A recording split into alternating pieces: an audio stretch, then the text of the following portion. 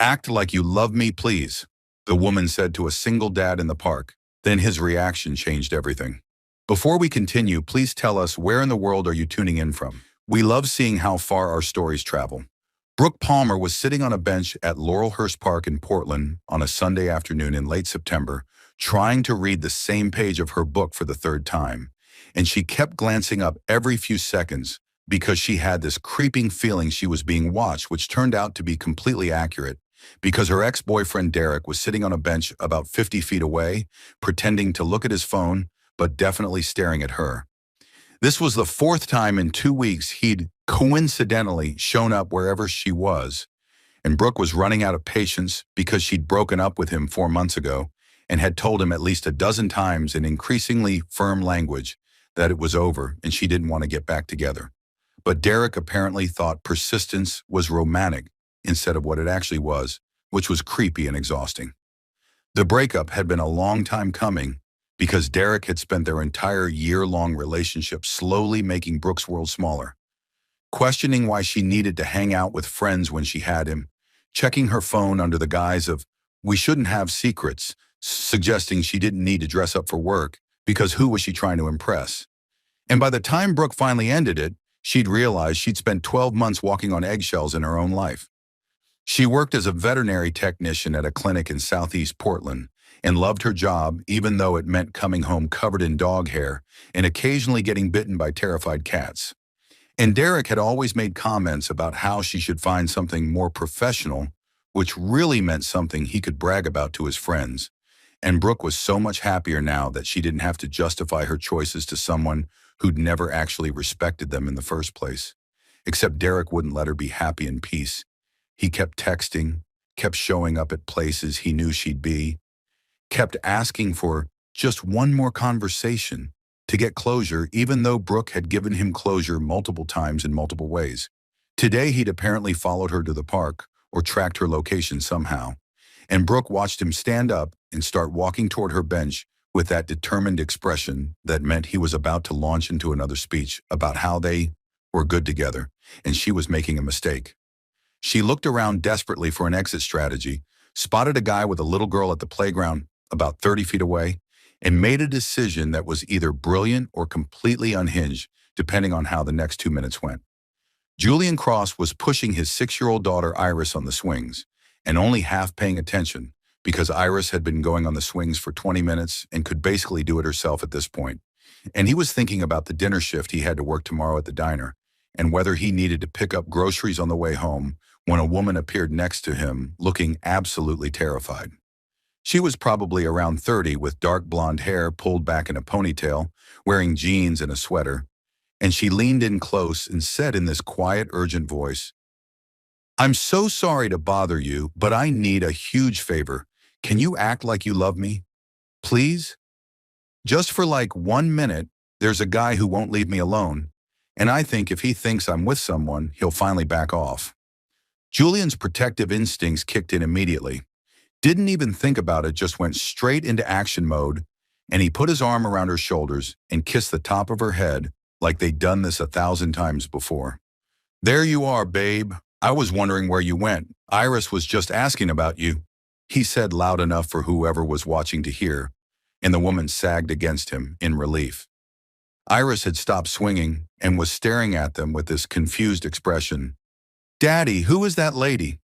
And Julian gave her a look that said, "Just go with it. This is my friend Brooke. Remember I told you about her?" Which was a complete lie, but Iris was 6 and thought everything was a game. So she just said, "Oh yeah, hi, Miss Brooke."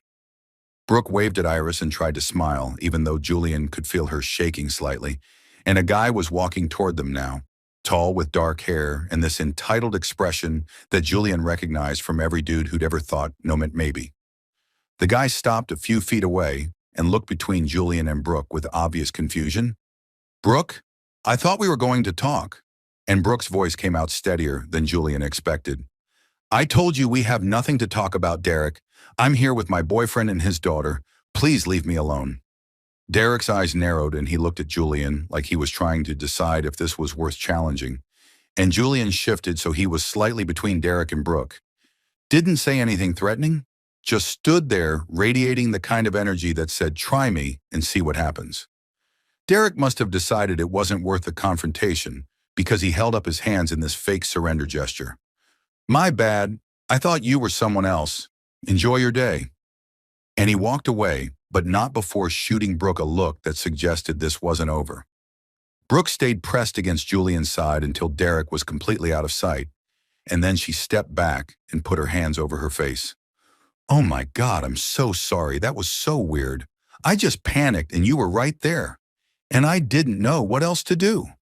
Julian could see she was about 2 seconds away from either crying or having a full panic attack, and he guided her to sit on the bench near the playground while Iris went back to the swings.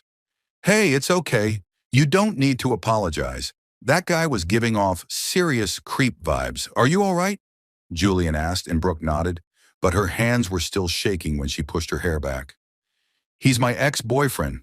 We broke up 4 months ago and he won't accept it. He keeps showing up everywhere I go and asking for another chance, and I've told him no so many times, but he just doesn't hear it." Julian felt anger spike in his chest because he'd dealt with entitled guys before, and they always thought their feelings mattered more than anyone else's boundaries.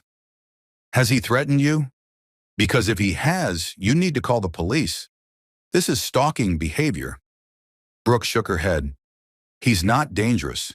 He's just persistent, and he can't seem to understand that no means no. I thought if he saw me with someone else, he'd finally get it and leave me alone." They sat there for a minute while Julian processed what had just happened, and Iris came running over demanding to know if they could go get ice cream, which was her solution to most of life's problems. Julian looked at Brooke. "Do you want to walk with us for a bit? Just in case he's still around?" And Brooke looked so relieved she might cry. "Are you sure? I don't want to impose. You've already done so much." Julian pulled out his phone. "Give me your number. If this guy shows up again and you need backup, call me. I work weird hours at a diner, but I can usually get away for a few minutes. Nobody should have to deal with that alone." Brooke typed her number into his phone with shaking hands. "Thank you. Seriously, you have no idea how much this means. Most people would have just walked away." They ended up getting ice cream because Iris wouldn't let it go, and Brooke bought Julian's cone as a thank you, even though he protested, and they sat on a bench outside the ice cream shop while Iris demolished a chocolate cone that was definitely too big for her. "So you're a line cook?" Brooke asked after Julian mentioned his job, and he nodded. "Yeah, at Bernie's Diner, over on Hawthorne. Nothing fancy, but it pays the bills, and the hours work with Iris's school schedule. What about you?" Brooke smiled for the first time since the park. "I'm a vet tech at Hawthorne Animal Clinic, so we're practically neighbors work-wise. I love it, even though I come home smelling like wet dog most days." Julian laughed. "Iris has been begging for a dog for like 2 years. Maybe you can help me figure out what kind doesn't destroy apartments." They talked for another 20 minutes about easy things: Portland rain, good food carts, the nightmare of finding parking anywhere. And by the time they parted ways, Brooke looked less terrified and more just exhausted. Julian watched her walk to her car and made sure she got in safely before loading Iris into his truck. And his daughter immediately asked, "Daddy, is Miss Brooke really your girlfriend, or were you pretending?" And Julian had to explain in 6-year-old terms that sometimes adults need help, and pretending is okay if it keeps someone safe. Iris seemed satisfied with that answer and went back to talking about her ice cream. But Julian kept thinking about how scared Brooke had looked and how that Derek guy had tried to play it off like he hadn't been harassing her. And he hoped she'd actually call if she needed help again because something told him this wasn't over. Brooke drove home to her apartment feeling like she'd just run a marathon, and she kept checking her rearview mirror to make sure Derek wasn't following her, because at this point she wouldn't put it past him. She looked at Julian's number saved in her phone under Julian, Park Hero, and felt this overwhelming gratitude mixed with embarrassment because she'd basically ambushed a complete stranger and asked him to fake a relationship. And instead of calling her crazy or walking away, he just immediately helped without asking questions. She told herself she probably wouldn't need to call him, that Derek had finally gotten the message and would leave her alone now that he thought she'd moved on. But some part of her knew better, and having Julian's number felt like having a lifeline she desperately hoped she wouldn't need. Brooke made it exactly 5 days before she had to use Julian's number, and it happened on a Friday afternoon when she was in the middle of helping a vet tech student learn how to properly restrain a very uncooperative beagle for a blood draw when the clinic receptionist poked her head into the exam room with an apologetic expression. "Brooke, there's a guy in the waiting room asking for you, says he's a friend and just wants to talk for a minute." And Brooke's stomach dropped because she knew exactly who it was without having to ask. She finished up with the beagle, washed her hands, and walked out to the waiting area to find Derek sitting there holding flowers. Like that would somehow make his showing up at her workplace less inappropriate. And when he saw her, he stood up with this smile that probably looked charming to anyone who didn't know better. "Hey, Brooke, I know you're working, but I wanted to apologize for being pushy at the park, and I brought you these to say sorry. Can we grab coffee after your shift?" Derek said like he hadn't completely ignored her boundaries for months, and Brooke felt her co-workers watching this interaction, which made everything 10 times more humiliating. She kept her voice low but firm. "Derek, you need to leave. I'm at work, and this isn't appropriate. We're not getting coffee. We're not getting back together. Please stop doing this." Derek's smile didn't waver, but something cold flickered in his eyes. "I just want to talk, Brooke. 5 minutes. That's all I'm asking. You owe me that much after a year together." The phrase, "you owe me," made Brooke's skin crawl because that had been Derek's favorite manipulation tactic, implying she was being unreasonable by having boundaries. And she pulled out her phone and texted Julian before she could second-guess herself. "He's at my work. Can you help?" Julian responded within 30 seconds. "Address? I'm coming now." And Brooke sent him the clinic location and then stood there making awkward small talk with Derek while trying not to panic, telling him she really couldn't talk during work hours and he should leave. Derek was in the middle of some speech about how he'd been thinking about their relationship and realized what he'd done wrong when the clinic door opened and Julian walked in still wearing his kitchen uniform with his name embroidered on the chest. And Brooke had never been so relieved to see someone in her entire life. Julian walked straight up to her and kissed her cheek like it was the most natural thing in the world. "Hey, babe, sorry I'm late. Got held up at work." And then he turned to Derek with this pleasant smile that didn't reach his eyes. "Oh, hey, man, you're that guy from the park, right?" "Derek, I'm Julian, Brooke's boyfriend. Did you need something?" Derek looked between them and Brooke could see him processing this, trying to figure out if it was real or if she'd called in reinforcements, and he ended up just mumbling something about being in the neighborhood and wanting to say hi before leaving the flowers on the counter and walking out. The second he was gone, Brooke sagged against the reception desk. "I'm so sorry, I didn't know who else to call. He just showed up and wouldn't leave, and I panicked." Julian waved off her apology. "You don't need to be sorry. That guy needs to learn what no means. Are you okay?" And Brooke nodded even though she was shaking.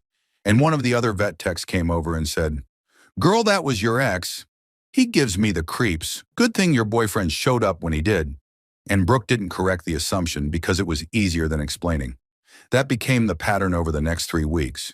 Derek would show up somewhere Brooke was, she'd text Julian, and he'd drop whatever he was doing to come play protective boyfriend until Derek left.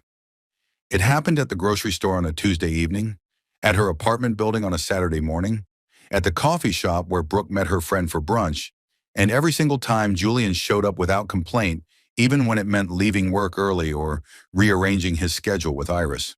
They started hanging out even when Derek wasn't around, just in case he showed up, grabbing coffee between her shifts and his, meeting at the park with Iris, who was absolutely delighted to see Miss Brooke again.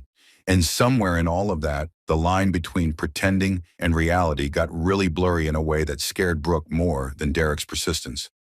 Iris was the first one to call it out, and it happened when they were at the park for the 3rd weekend in a row, and Brooke had brought dog treats to practice training with a client's puppy she was helping socialize. "Daddy, is Miss Brooke your real girlfriend now, or are you still pretending?" Iris asked while throwing a tennis ball for the puppy, and Julian looked at Brooke with this panicked expression before trying to explain. "We're friends, Iris. I'm just helping her with something. Remember we talked about this?" Iris gave him a look that was way too knowing for a 6-year-old. "But you smile different when she's here, like how you smiled at Mommy in the pictures? That's not pretend smiling, that's real smiling. Julian didn't have a good answer for that, and neither did Brooke. So they just changed the subject and pretended the question hadn't landed like a bomb in the middle of their carefully constructed denial. The truth was, Brooke had started having feelings for Julian that went way past gratitude, and she could tell he felt something too based on how long he'd hold her hand when Derek was around, how he'd text her, "Good morning," even on days they weren't meeting up, how he looked at her when he thought she wasn't paying attention. But every time Brooke thought about actually dating him for real, she'd remember how Derek had started, all charm and attention, and making her feel special. And then slowly that had turned into control and isolation, and making her question her own judgment about everything. One night after Julian had scared Derek off from her apartment building again, Brooke invited him in for coffee and ended up telling him things she hadn't told anyone, about how Derek used to check her phone and question who she was texting, how he'd get upset if she made plans without including him, how by the end she felt like she needed permission to exist. Julian listened without interrupting, and when she finished, he said quietly, "I'm not him, Brooke. I know you don't know that yet, but I need you to hear it. I would never do that to you." And Brooke felt tears burning because she wanted to believe him, but trusting her own judgment felt impossible. "I don't think I can date anyone, Julian. Not for real. Derek messed me up, and I don't know how to fix it. Every time I think about being in a relationship, I just feel trapped." Julian reached across the table and took her hand. "Then we don't date, we just keep doing this, hanging out, being friends. And if you ever feel ready for more, you tell me. But I'm not going anywhere either way. You don't have to be ready for anything you don't want." They agreed that night to keep things exactly as they were, just friends helping each other out. And both of them knew it was a lie, but neither was ready to admit it.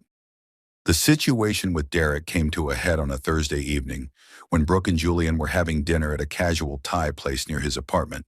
And they'd brought Iris, who was coloring on the kids' menu and telling them about a drama with her friend at school. They were mid-meal when Derek walked in with a group of people, spotted them, and his expression shifted to something Brooke couldn't quite read, and she felt Julian tense beside her. Derek didn't come over, but he kept looking at their table, and Brooke noticed him watching how she and Julian interacted, how there was space between them in the booth, how they weren't holding hands or doing any of the couple things they did when Derek was actively around, and she saw the moment Derek's expression changed from jealous to suspicious. After Derek and his group left, Julian said, "That felt different. Did you see how he was looking at us?" And Brooke nodded because she'd noticed too. "He's trying to figure out if we're real or not. We probably weren't acting coupley enough." Julian's jaw tightened. "I don't like that he's watching you that closely.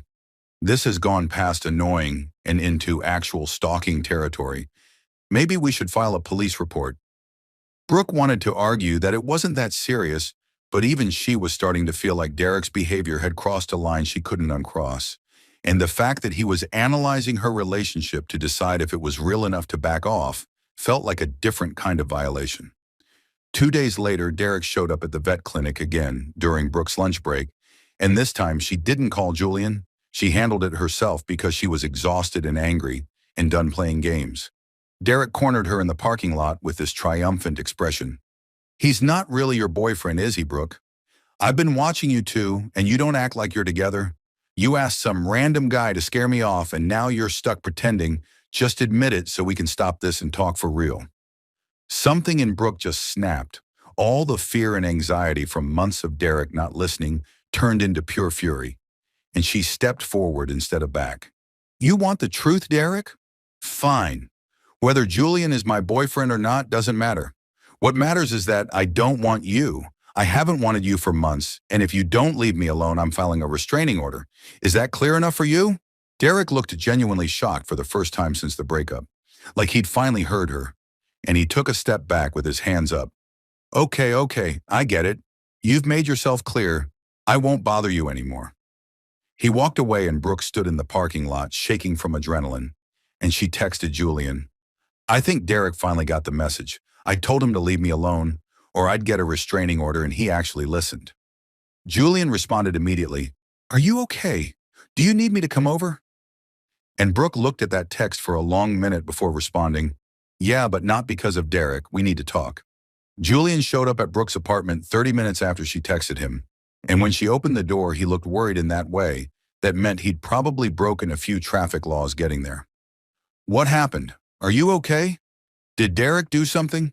he asked before he was even fully inside, and Brooke shook her head while closing the door behind him. "I'm fine. Derek's actually gone. I think I finally got through to him, but that's kind of the problem." Julian looked confused as he followed her to the couch, and Brooke sat down with her hands twisted together, trying to figure out how to say what she needed to say without sounding like a complete jerk. "You've been showing up for me for almost a month now, dropping everything whenever I texted, playing my fake boyfriend, spending time with me and Iris, and I'm so grateful for all of it. But Derek's not an issue anymore, which means you don't have to keep pretending." She watched Julian's face shift from confused to something that looked like hurt, and he sat down on the other end of the couch, putting space between them that felt deliberate. "So what? Now that you don't need protection, you're done with me? That's what this is?" And his voice came out harder than Brooke had ever heard it, and she immediately tried to backtrack. "No, that's not what I mean. I just don't want you to feel obligated to keep this up when the reason for it is gone. You have your own life, and Iris and I've been taking up so much of your time." Julian leaned forward with his elbows on his knees. "Brooke, do you seriously think I've been doing this out of obligation? That I've been showing up and spending every free minute with you because I felt bad for you?" The way he said it made Brooke realize she'd completely misread the situation, and she felt her stomach drop. "What if I don't want to stop?" Julian said, and his voice got quieter. "What if I've been looking for excuses to see you even when Derek wasn't around? What if the best part of my week is when you text me good morning, or when Iris asks if Miss Brooke is coming to the park? I wasn't pretending, Brooke, not for a long time, and if you can't see that, then maybe I haven't been clear enough." Brooke felt tears starting, and she tried to blink them back. "Julian, I can't. I want to, but I'm so messed up from Derek. He made me question everything about myself, my judgment, my choices, and I'm terrified of getting into another relationship and having it turn into that again." Julian moved closer and took her hands. "I'm not him. I know you've heard that before, but I need you to actually believe it. I would never check your phone or question your friends or make you feel small. That's not who I am." Brooke pulled her hands back and stood up because sitting that close to him was making it impossible to think clearly. "But how do I know that? Derek was perfect at first too, charming and attentive and making me feel special, and then it changed so slowly I didn't notice until I was completely isolated. What if I can't trust myself to see the signs?" Julian stood too but didn't move toward her. "Then don't trust yourself yet. Trust that I'll be patient while you figure it out. Trust that I'm not going anywhere whether we date or stay friends. Trust that my feelings aren't conditional on you being ready right this second." Brooke felt something break open in her chest. "What about Iris? She already thinks we're together. She asks about me constantly. I don't want to hurt her if I can't do this. She's been through enough with her mom leaving." Julian's expression softened. "Iris already loves you, Brooke. She asks to see you, even when there's no Derek excuse. She draws you pictures and saves them to give you when we hang out. And yeah, if this doesn't work out, it'll be hard for her. But she's also learning that sometimes taking risks is worth it even if they're scary." Brooke wiped her eyes and tried to steady her breathing. "I need time, Julian. I need to work through the Derek stuff. Maybe talk to a therapist. Figure out how to trust myself again. Can you wait for that?" Julian closed the distance between them and pulled her into a hug. "I've been waiting since the day you asked me to act like I loved you. A little longer won't kill me. Take all the time you need." 3 months went by, and Brooke started seeing a therapist who specialized in recovery from controlling relationships. And she worked through all the ways Derek had slowly eroded her confidence and autonomy. Learned to recognize red flags, practice setting boundaries without feeling guilty. Julian kept showing up exactly like he'd promised. No pressure, no ultimatums, just consistent presence in her life and Iris's life. And Brooke found herself falling for him in this slow, careful way that felt nothing like the rush she'd had with Derek. They went to Iris's school winter concert together, and Brooke's heart did something funny when Iris waved at both of them from the stage. They baked cookies at Julian's apartment, and ended up in a flower fight that left all three of them covered in white powder. And every time Julian said goodnight without pushing for more, Brooke fell a little harder. It was early February when Brooke finally worked up the courage to have the conversation she'd been building toward for weeks, and she asked Julian to meet her at Laurelhurst Park at the same bench where she'd first ambushed him 4 months ago. It was a cold Saturday afternoon with that Portland drizzle that never really commits to being rain, and Julian showed up looking nervous, like he thought maybe this was the conversation where she told him she couldn't do it after all. They sat down and Brooke took a breath. "Remember when I sat on this bench and asked you to act like you loved me?" And Julian nodded. "Kind of hard to forget. That was one of the weirder things anyone's ever asked me to do in a public park." Brooke smiled. "I've been thinking about that day a lot, about how you didn't hesitate or ask questions. You just immediately helped a complete stranger, and that says everything about who you are." Julian reached for her hand. "Where are you going with this, Brooke?" And she squeezed his fingers. "I'm saying I'm ready, or at least I'm ready to try. I've worked through a lot of the Derek stuff with my therapist, and I feel like I can trust my own judgment again. And my judgment says you're one of the best people I've ever met, and I want to actually date you for real this time." Julian's face broke into this huge grin. "Yeah? You're sure? Because I meant what I said about being patient. You don't have to rush into anything you're not ready for." Brooke leaned in and kissed him, soft and quick but real. "I'm sure I want this. I want you and Iris and whatever this becomes. No more pretending." They dated for real after that, and it was different from anything Brooke had experienced before. Julian asked her opinion on things instead of telling her what to think, encouraged her to make plans with friends, never once checked her phone or questioned where she was, and when Brooke had moments of panic because old habits die hard, Julian would just calmly remind her that she was allowed to have boundaries and autonomy, and he wasn't going anywhere. Iris was thrilled when they told her Miss Brooke was officially her dad's girlfriend now, declared herself the reason they got together since she'd been the one to point out the pretend smiling wasn't pretend, and started planning their wedding even though both adults told her to slow down. 6 months after that first park bench conversation, Brooke and Julian were back at Laurelhurst on a Sunday afternoon with Iris running around the playground, and they were sitting on their bench watching her play when Brooke said, "I never thanked you properly for that first day, for just immediately helping without making me explain myself." Julian put his arm around her. "You thanked me like 50 times that day, plus you bought me ice cream. I was well compensated." Brooke leaned into him. "I asked you to act like you loved me, and you said yes without hesitation. When did it stop being acting for you?" Julian was quiet for a second. "Honestly, probably that first day when you were so grateful and relieved, and I realized I wanted to keep making you feel safe. The acting part lasted maybe an hour tops." Iris came running over, demanding they come push her on the swings, and as they walked toward the playground, Brooke thought about how 6 months ago she'd been sitting on that bench, feeling trapped and scared. And a complete stranger had saved her not just from Derek, but from the version of herself that believed she deserved to feel small. Julian hadn't just pretended to love her that day in the park. He'd shown her what real love actually looked like, patient and consistent, and never asking her to be anything other than exactly who she was. And Brooke had learned that sometimes the bravest thing you can do is ask for help from a stranger. And sometimes that stranger becomes the safest place you've ever known.